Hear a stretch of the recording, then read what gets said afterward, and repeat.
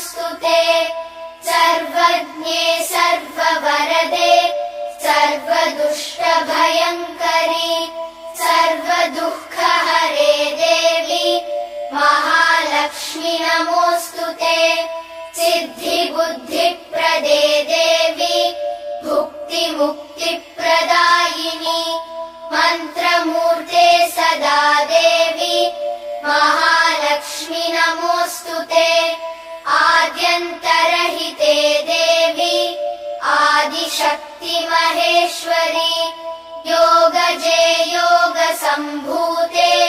महालक्ष्मी नमोऽस्तु ते स्थूल सूक्ष्म महारौद्रे महाशक्ति महो